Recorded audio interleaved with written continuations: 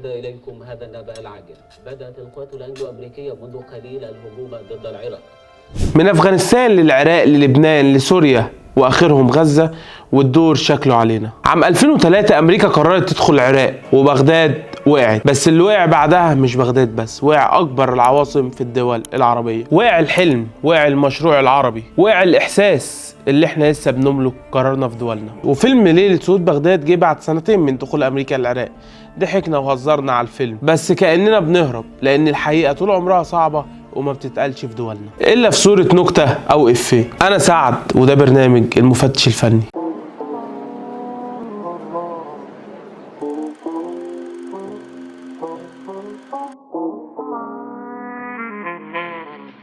فيلم ليلة سقوط بغداد اللي نزل عام 2008 كان اخراج وتأليف المخرج محمد امين، ومعانا احمد عيد اللي في دور طالب، الطالب البسيط اللي بيحلم، وطبعا معانا بسمة اللي في دور بسمة اللي بتحاول تلاقي الحب، ومعانا حسن حسني في دور شاكر مدير المدرسة اللي بيمثل جيل الخوف والنفاق السياسي. ومع سقوط بغداد في ايد الامريكان بدأت كل الشعوب العربية تقول هو الدور علينا ولا ايه؟ كنا عاملين يافطة من ايام افغانستان. ايوه احنا دلوقتي في العراق مش في افغانستان. ما هي افتح القوس وزود العراق. شاكر بيتحول من مدرس لمهووس، بيتخيل نفسه مكان المواطن العراقي، بيجي له هاجس اسمه ازاي نحمي نفسنا، فبيرجع يدور على طالب مر عليه عبقري اسمه طارق عبد الصمد، وبيطلب منه يخترع جهاز يحمي مصر من الغزو، ويقنعه بغرض غريب جدا ان هو يعمل الجهاز ويتجوز بنته. طارق في الاول ما كانش متحمس، بس شاكر كان بيولع فيه نار الوطنيه عشان يبداوا سوا ويعملوا مشروع وطني. المفاجاه بقى في الفيلم ان امريكا تعرف ومصر تعمل دور العبيطة. فيلم ليلة سقوط بغداد مش مجرد قصة فردية أو أحداث درامية،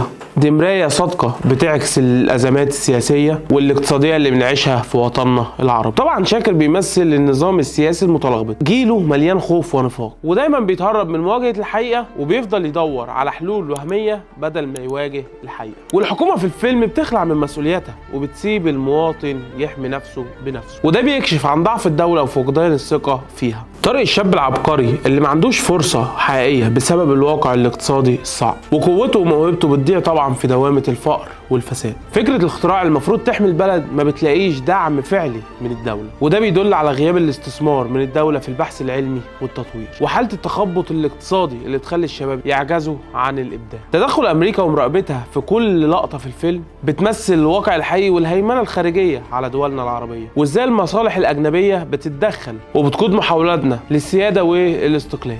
باختصار الفيلم ده ما بقولكش انه كوميدي، الفيلم ده بيقدم لك كوميديا سودة لكنها الحقيقه المر اللي بتكشف قد ايه احنا محتاجين نعيد التفكير في دور الدوله والمواطن والقرار السياسي والاقتصادي لو عايزين نعيش بكرامه. والاختراع اللي المفروض يحمي مصر طلع وهم زي كل الوعود السياسيه. وبمناسبه تدخل الامريكان في الشؤون، لقينا في الفيلم بنجاب لك ان الامريكان هم اللي بيصلوا بالناس في الجامع، ودي ما كانتش حاجه جديده علينا، احنا شايفين الامريكان بيحكمونا بقالهم سنين في صور شخصيات من دمك ومن بلدك. الفيلم كله معمول بالنفس الكوميدي، بس الضحك فيه مش لمجرد الضحك، دي كوميديا سودة، زي ما بتضحك على حاجه مؤلمه عشان ما تعيطش. احنا بنحاول نأمن نفسنا واحنا اصلا مش قادرين نحمي بيوتنا. ليلة سقوط بغداد مش فيلم معمول عن العراق، ده فيلم عننا كشعوب عربيه، عن انظمه بتتهرب من المسؤوليه، عن مواطن ملهوش غير الخيال، وعن امريكا مش كدوله لكن ككابوس بيطارد الكل. بغداد وقعت، بيروت انفجرت، غزة اتحاصرت، واحنا لسه بنضحك وبنستنى دورنا في هدوء. ليلة سقوط بغداد مش مجرد فيلم، ده سؤال كبير.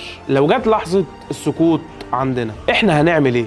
هنضحك ولا هنخترع ولا هنهرب ولا نحاول نحارب ولا هنفوق قبل نقطة اللا عودة؟ وطبعا لو وصلنا لحد هنا ما تنساش تعمل لايك وكومنت سبسكرايب للقناة عشان ان شاء الله الفترة الجاية ينزل حاجات شديدة.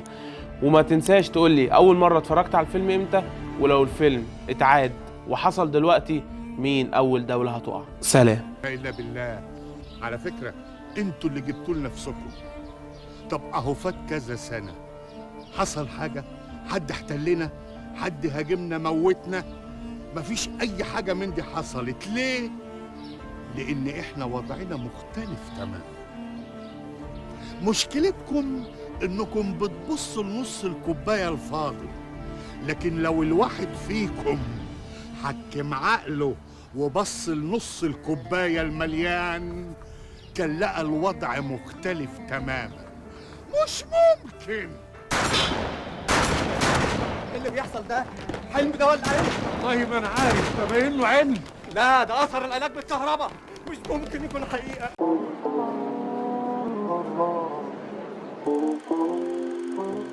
Thank you.